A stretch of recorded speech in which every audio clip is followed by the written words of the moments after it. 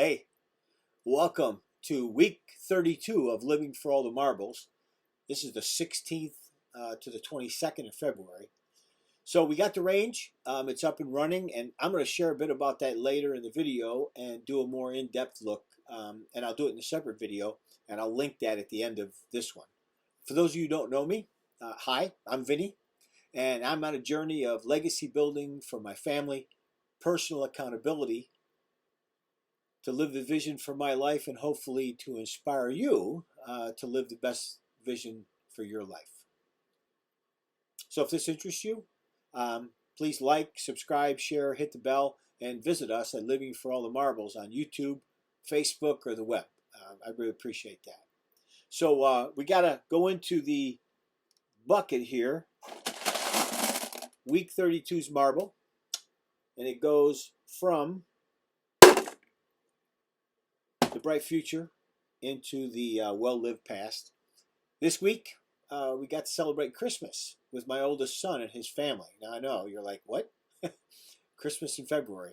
Well, you know, busy schedules, illnesses, sports, all kinds of things have delayed it.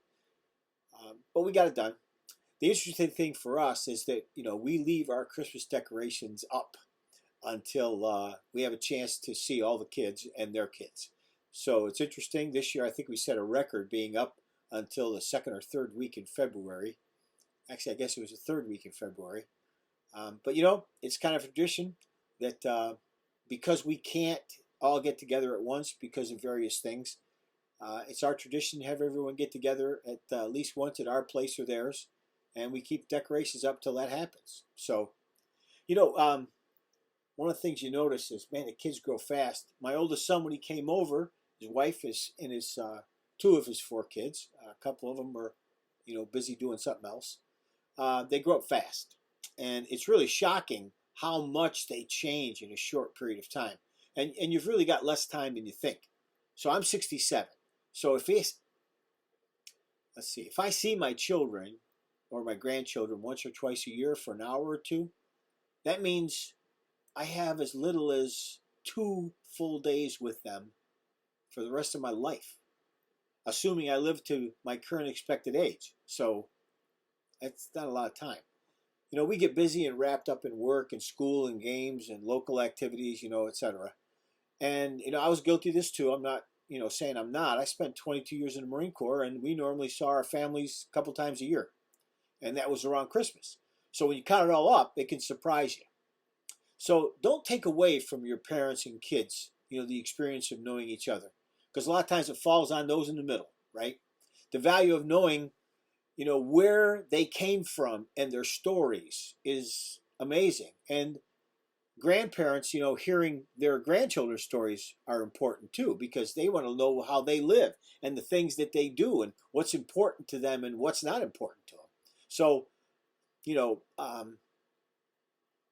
I've actually learned some things about, my family that I really would like to have known when they were here, and I could ask them some questions, like, for instance, my grandfather, my mom's dad, he was wounded in World War I, and he received a pension his whole life. I didn't know that. My uncle, again, my mom's brother, stormed Iwo Jima and never had a chance to talk to him about that. My grandmother came into Ellis Island as a young girl from Italy, and I don't know what made her leave Italy. I don't know what happened on the crossing or going through Ellis Island, what it was like. I don't know where they started when they got to New York and how they ended up in Utica. So I'm trying to get that story together for my kids and grandkids, but it's challenging. If you get the time, if you can do it, get it.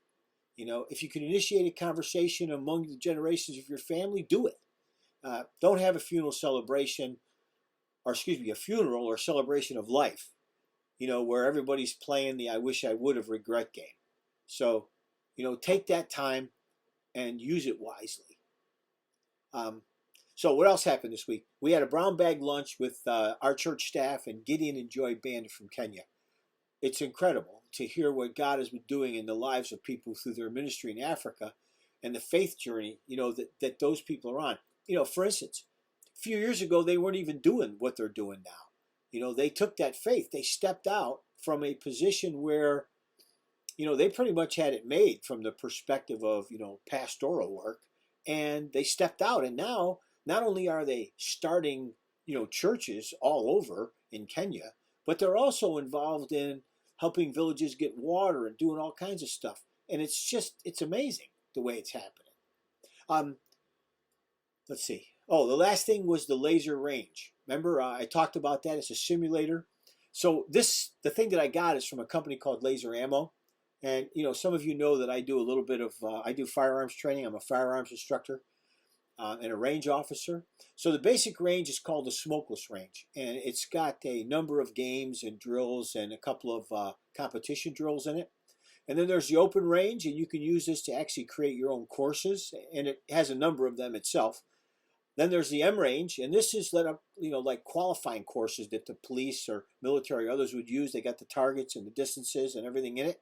And so you can create a lot of qualifications before you actually go out onto a live range. You can actually shoot the course.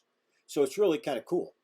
And the other thing is you can put pictures and stuff in, and you can create, these courses or scenarios with your own pictures. And then there's a video scenario pro, and that enables you to test, really all kinds of things. So you can literally test your ability to use your verbal skills, for instance, or positioning or distancing, your situational awareness and your assessment. How do you do it? Do you recognize verbal or physical cues? And it also, you can observe, and it tests your shooting reaction and your shooting skills, because you actually can see, not while you're shooting, but after you're shooting, where your hits are going and how fast in between shots and how accurate you are, because it maps it all out on the image for you. So it's really kind of incredible. And I'm really looking forward to getting more experience with it and being able to use it more. So, and I also, as I said, I'm going to pin to the end of this a more in-depth video on the range, so that if you haven't seen it, you can take a look at it. And the other thing is it uses like an airsoft pistol that has a gas cylinder in it. So the laser is infrared, so you can't cheat, and follow the red dot on the screen. But the additional thing is it run by green gas, and so it actually recoils. Now, not as much as a real firearm, but it gives you, the thought that you've got to manage recoil as you do it. So it's I think it's going to be a really useful tool. It's going to be especially useful for new shooters. So I want to thank you all for being here. And remember, live intentionally and finish strong. God bless. See you next week.